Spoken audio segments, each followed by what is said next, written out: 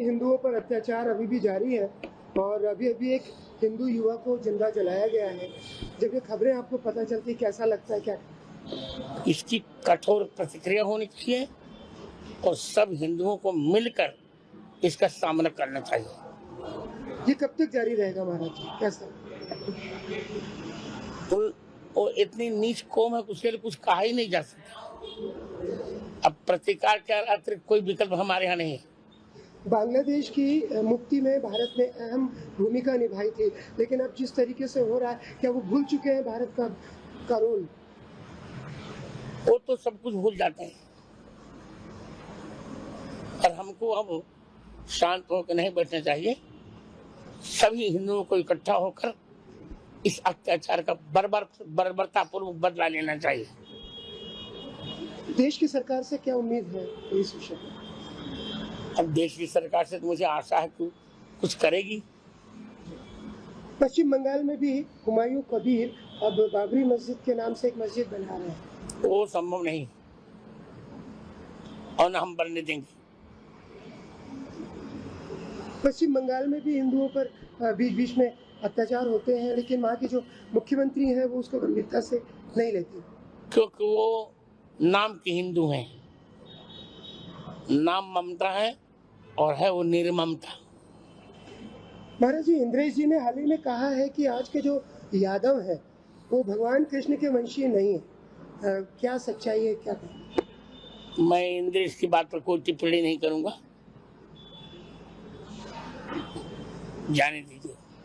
UP में ब्राह्मण विधायक अब अलग अलग बैठकें कर रहे हैं। उनका कहना है कि उनकी आवाज दबाई जा रही है यूपी में। हाँ, करना चाहिए। आपको ऐसा लगता है कि ऐसा हो रहा है?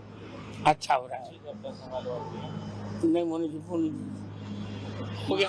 महाराज जी, हाल ही में कुछ बयान भी ऐसे आते हैं कि हिंदुओं ने 3 बच्चे करने चाहिए, 4 बच्चे करने चाहिए संख्या बढ़ाने के लिए, तो आप कैसे देखते हैं इन बयानों को? हाँ, हिंदुओं को कुछ इतना अल्प बच्चे नहीं होने चाहिए कि 2 हो जाए, एक्सीडेंट दोनों चल जाते हैं तो अनाथ हो जाता है व्यक्ति।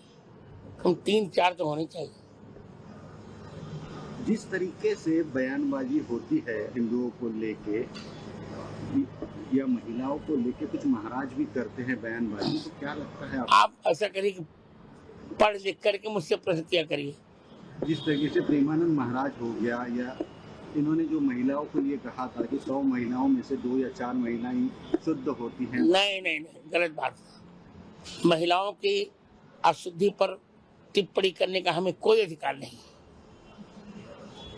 मैं तो एक अधिकृत व्यक्ति हूँ। मैं जगत गुरु भी हूँ, पद्म विभूषण भी हूँ, ज्ञानपीठ भी हूँ। महिलाओं पर इस प्रकार अभद्र टिप्पणी हमको नहीं करनी चाहिए। हमको तो मैं तो कभी करता नहीं।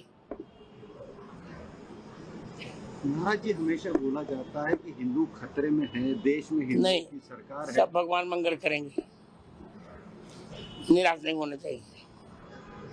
महाराज जी, एक आखिरी सवाल, मोदी जी के नेतृत्व में देश कैसी स्थिति में है? अच्छा, भविष्य कैसा है?